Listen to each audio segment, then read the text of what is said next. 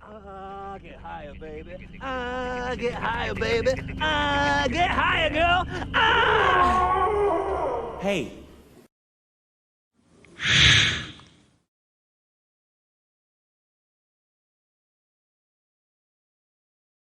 Hello, everybody, and welcome to Knights of the Pageless Library.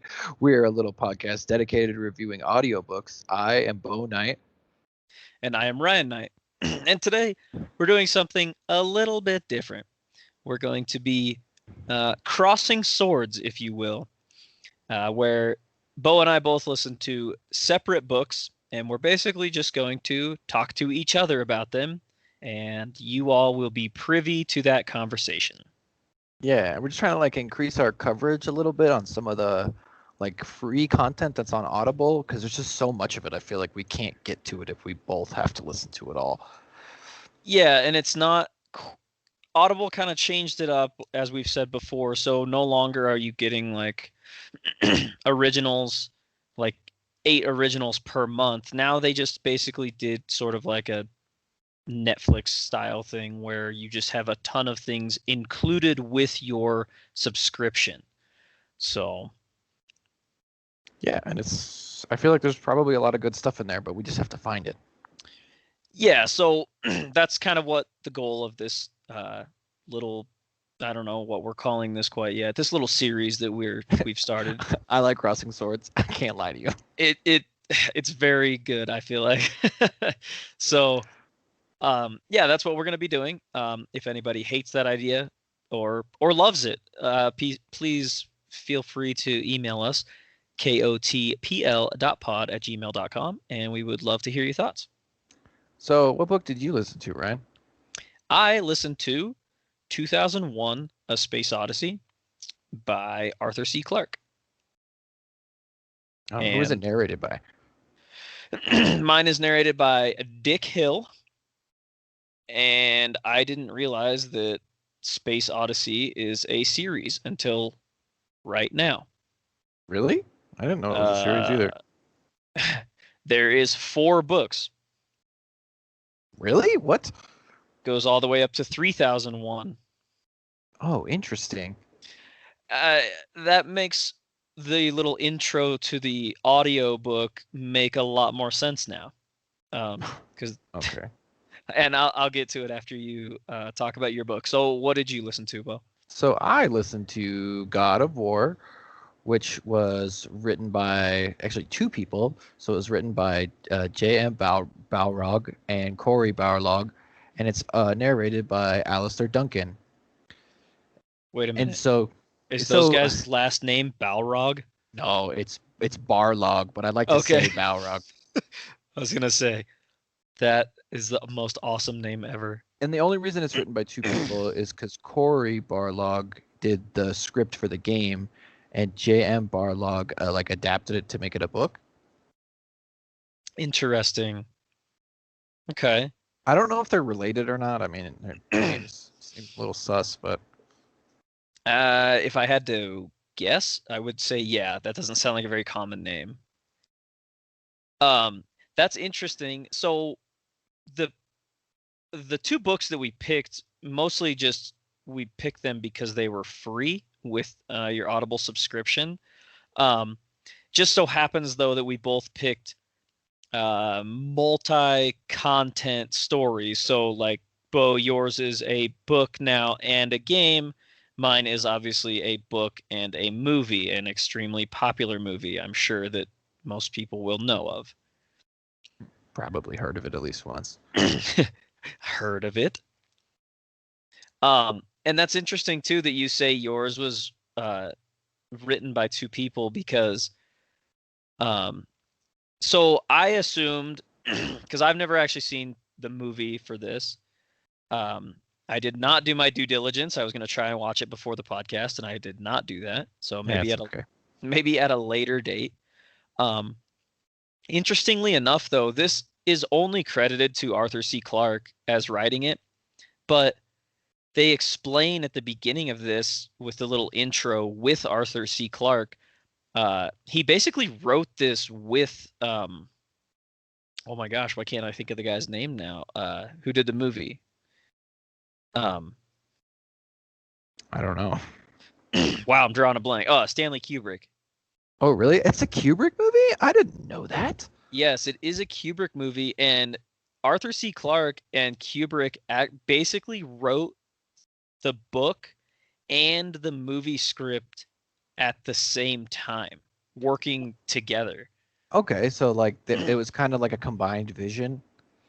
Yeah, and I guess the reason for it was, according to Arthur C. Clarke, is because Stanley Kubrick wanted to do like his next big movie, and he wanted it to be something about space. So I guess he like approached Arthur C. Clarke about writing a, because they explained it of like it's usually one or the other. You know, usually the movie's written first or the book's written first, and then they swap.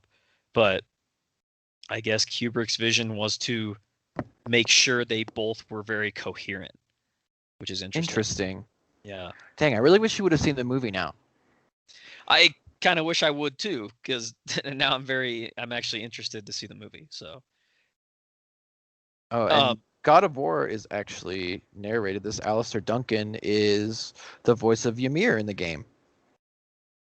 Really? Mm-hmm. So what you're telling me is they probably couldn't have picked a better person. Yeah, can I just talk about mine for a minute? Yes, please do. I was rambling about mine, so by all means. In God of War, okay. I'm gonna lay this down first. If you liked the game, I think you should check out the book. Okay. The story is super similar, obviously, but there are a lot more details. I think of anybody who enjoyed the game, especially the story side of it, I think you should check this out. And Alistair Duncan does an amazing job at narrating. He does all the voices, but he does a really good job for Kratos and for Atreus. And he does a good voice for pretty much everyone. He does an amazing job. And I mean, he voices himself too, obviously. But it's super good. I would hope so, because Ymir was one of the best parts of the game. Like, I mean, I do know that. That's interesting. I guess to piggyback off of that, I will say that Dick Hill, who narrated this, he does a good job. I wouldn't say he does a great job, but he does pretty good. And I will say one of this book's strong points is it's definitely not a dramatization by any stretch, but they do add subtle things to kind of bring you into the story, like when people are talking with their helmets on or through a radio. Yeah, I love that kind of stuff. So do I, actually, because it's super subtle, but it actually adds a lot to the story. So that was one thing I definitely have to give the book props for, is that was a really nice touch. And this is, I didn't mention it, but the book 2001 was written in 1968, and this audiobook was produced in 2000. So it had the opening with Arthur C. Clarke, and he was basically just disappointed that 2001 was now right around the corner, and that Stanley Kubrick could not celebrate it with him. Oh, that's too bad.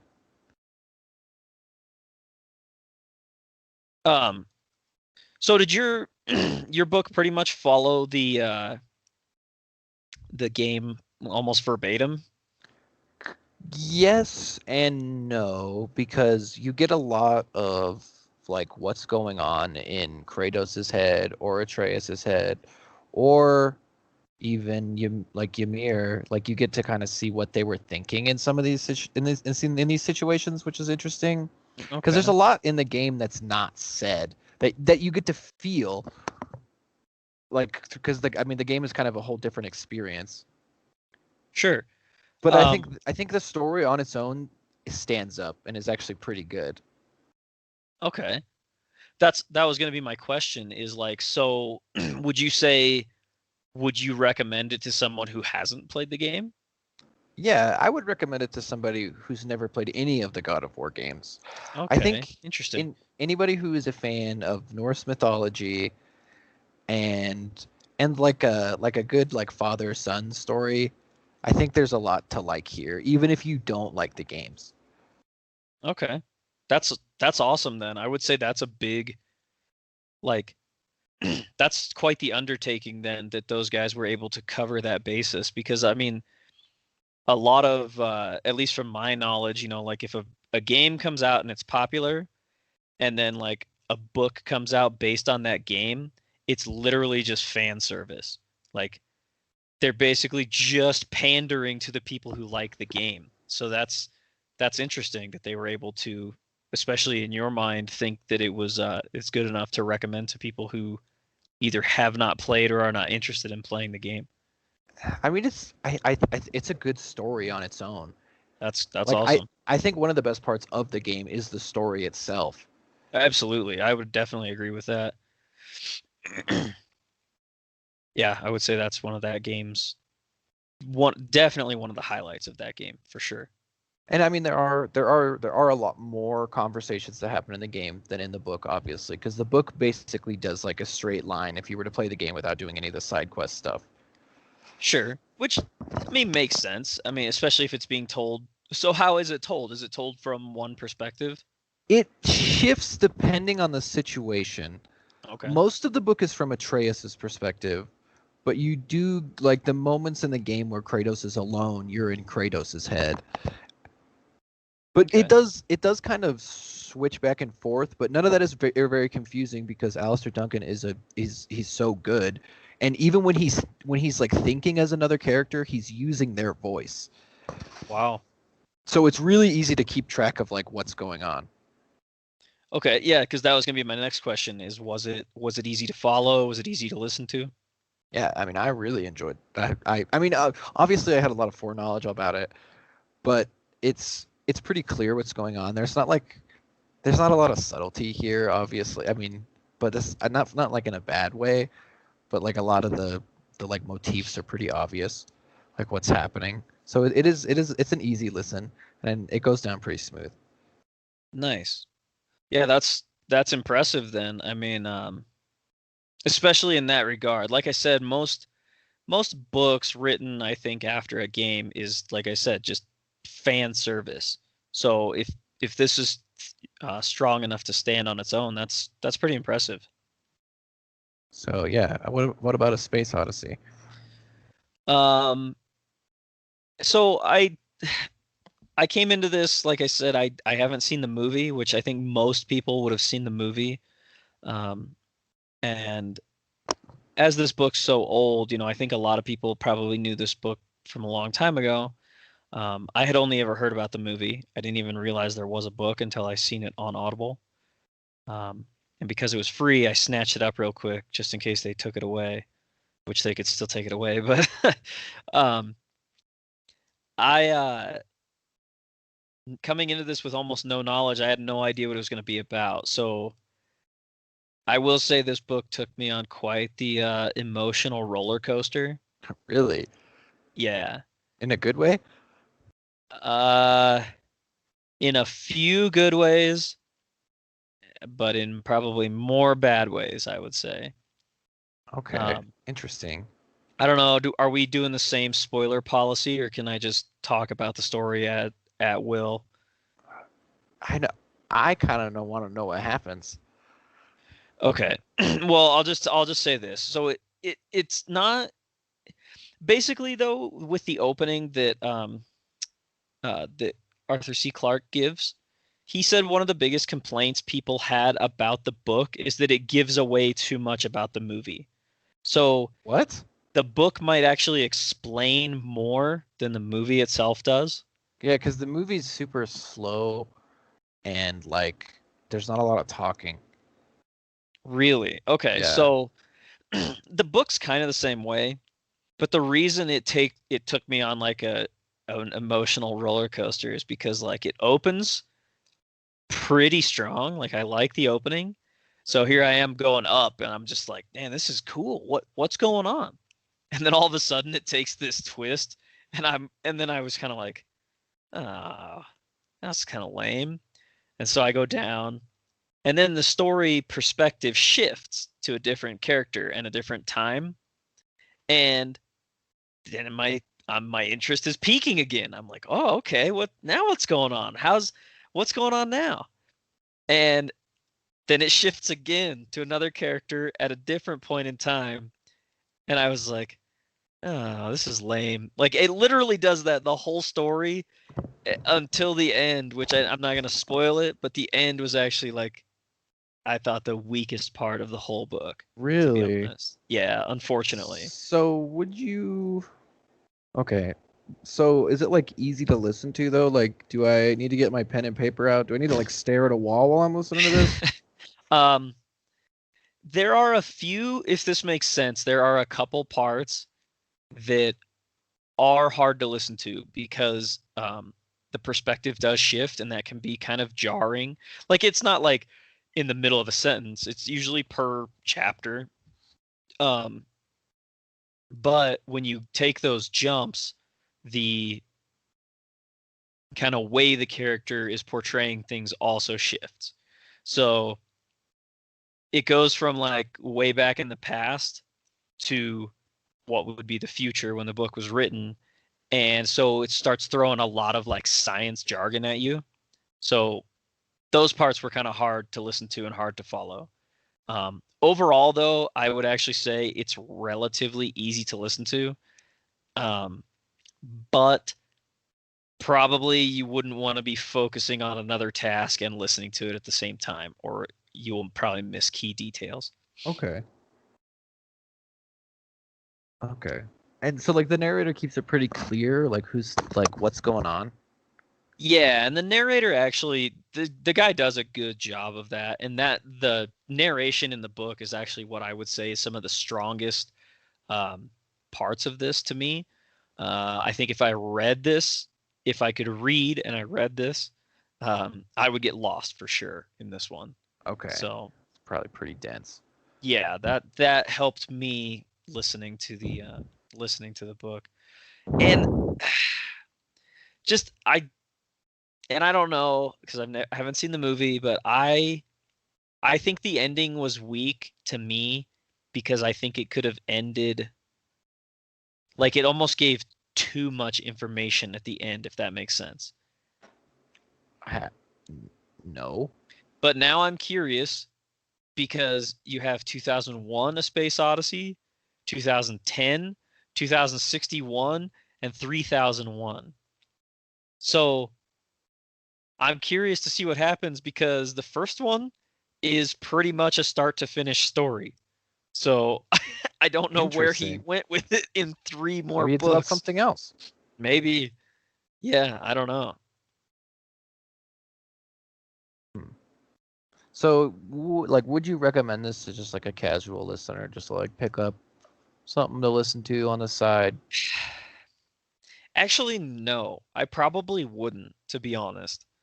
Like I said, it was too many peaks and valleys for me. Like if it had been more even just middle of the road, I would recommend it. But because there was so many peaks and valleys, and because the ending in my mind was so weak, I can't recommend this to like a casual listener.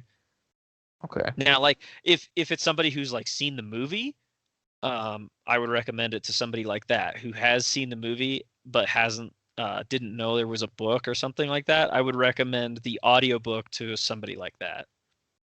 Okay. Okay. You got anything else you want to say about it? I don't think so, other than I will say now I'm curious to know what the rest of the series is about, if that gives anybody any indication of my feelings on it. I mean, I'm curious too. I'm kind of curious about the book itself. I might have to check it out. Okay. Well, and like I said at the beginning, I mean it is free it's included with your Prime subscription. So and God of War, at least the first one that you listened to is as well. Didn't you say there's multiple in that series as well?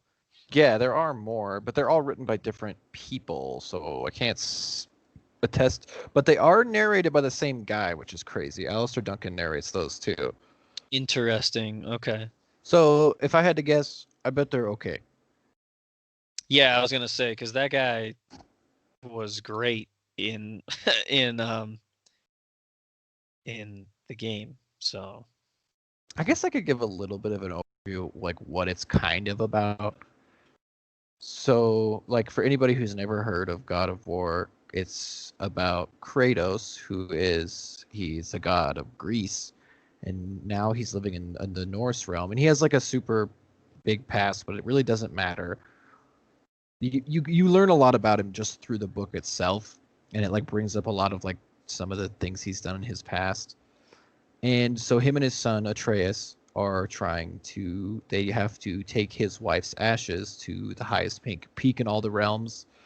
And so like that's what the whole adventure is about, and it's mostly about Kratos and his son bonding, which is like what I really like about it. I think it's really well done. interesting. That's yeah. I mean, obviously that's I know the generalities of the story because I played the game. So, but that's I'm surprised though that it's that you thought the book was so good. That's awesome. Yeah, yeah. I mean, there's obviously like not combat and stuff like there is in the game, but they do a couple fight scenes that are pretty good. I mean, it's probably good that they avoided that because fight scenes in books, that is like a fine line I think that people walk when they try to convey one of those. Yeah. Like because it's almost worth it to just say that, to give a few details and then let me as the listener fill in the blanks. Because if it's like, whoa, and then so and so swung his left hand and then so and so dodged to his right, and it's like at a certain point I'm like, where are they now? Like I they've been know, I get moving and stepping confused and too. like so it's hard for me good. to picture it too. Exactly, yeah. So it's almost better if they let us fill in the gaps of certain things like that. So Okay, I think I'm good. I'm gonna recommend God of War to pretty much anybody. I think it's good. that's impressive. Like yeah, that is impressive. I will probably have to check it out then.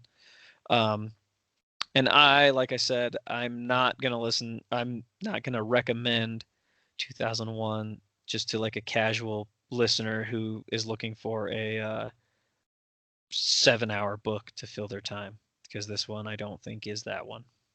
So All right, how long is God of War? I think it's 8 hours. I think it's somewhere in there because I also sort of picked mine based on that they were similar lengths. Yeah, and if you listen to it and you're like, man, I bet this game's cool, you have a PS4, you probably should play it. Oh yeah, for sure. I can recommend the game for sure. So yeah. Anything else we need to discuss about these two books in particular? I don't think so. Yeah, like I said in the beginning, though, we would appreciate any feedback anybody has on like if this works for people, if this doesn't work for people, if each of us do a single book and talk about it kind of like this in a little bit more short form. And we'll still continue. We'll both end up listening to some stories and doing more long form episodes as well. But this because I really like to do that. I like to talk about books like that. Yeah, for sure. But those are going to be the ones we end up doing a lot more deep dive on. So I think this works pretty good for having a little bit shorter episode and covering more content, I think, in a shorter form. So again, if you like that idea, if you don't, please contact us and let us know. The email kotpl.pod@gmail.com is the easiest way, but you can find us pretty much anywhere you can find your favorite podcasts. You can leave us ratings and reviews on places like that. That would be the good ones only. Well, that would be the only request I would have of people right now is to just go and leave us ratings and reviews, because that would help us out, and we greatly appreciate anybody listening. So, what do you want to do next time? I think we're gonna do a Anime Squires again. Yeah, we're getting close to wrapping up Parasite. I was going to mention that again too. We're getting very close to the end of Parasite, so we are open to recommendations. go back and listen to our previous Parasite episode because we cover kind of our criteria. Exactly. We cover the criteria on the recommendations for the anime. So Yeah, I mean, we have one kind of in mind, but I would be interested to see what you guys have to say. yeah, for sure. So yeah, we'll hopefully catch you guys in the next one.